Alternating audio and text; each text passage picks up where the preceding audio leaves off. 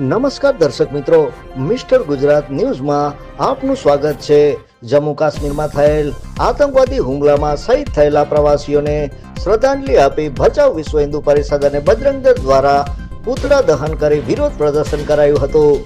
તાજેતરમાં જમ્મુ કાશ્મીરના પહેલગામમાં આતંકવાદીઓ દ્વારા ત્યાં ગયેલા પ્રવાસીઓને તેમનો ધર્મ પૂછીને ગોળીઓ મારવામાં આવી હતી।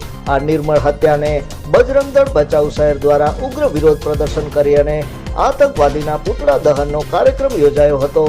વિશ્વ હિન્દુ પરિષદ વાગડના જિલ્લા અધ્યક્ષ અવિનાશભાઈ જોશીએ જણાવ્યું હતું કે વર્તમાન સરકાર જમ્મુ કાશ્મીરને પર્યટન ક્ષેત્રે ઉચ્ચ શિખરે લઈ જવાના પ્રયત્નો કરી રહી છે, ત્યારે પ્રવાસીઓને તેમનો ધર્મ પૂછીને હત્યા કરવામાં આવી રહી છે।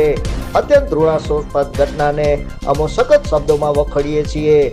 આ બાબતે સરકાર આકુત્રે આચરનાર નરાધમોને તાત્કાલિક ધોરણે પકડી પાડે તેમજ ફાંસીની સજા આપે તેવી માંગણી કરી હતી। આજના આ કાર્યક્રમમાં વિશ્વ હિન્દુ પરિષદ, રાષ્ટ્રીય સ્વયંસેવક સંઘ, બજરંગ દળ, ભારતીય જનતા પાર્ટી, ગાયત્રી પરિવાર અને વિવિધ રાજકીય સામાજિક આગેવાનો ઉપસ્થિત રહ્યા હતા।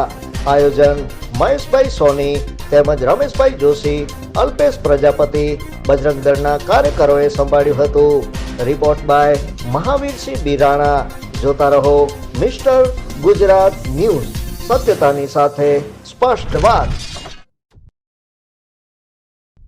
ગઈકાલે જમ્મુ કાશ્મીરના પહેલગામમાં જે હિન્દુ પ્રવાસીઓ, પર્યટકો, જે 26થી વધારે આ યાત્રિકોની, સહેલાણીઓની એમનો ધર્મ પૂછીને જે નિર્મમ હત્યા કરવામાં આવી છે, વિશ્વ હિન્દુ પરિષદ આ ઘટનાને સખ્ત શબ્દોમાં વખોડી કાઢે છે। આ હિન્દુસ્તાનમાં અત્યારની સરકાર જમ્મુ કાશ્મીરને જ્યારે એક પર્યટન સ્થળ તરીકે વિકસાવવાના અથાગ પ્રયત્નો કરી રહી છે, ત્યારે આવા નરાધમો દ્વારા પ્રવાસીઓને એમનો ધર્મ પૂછીને જે હત્યા કરવામાં આવી છે એ ક્યારે ચલાવી ન લેવાય।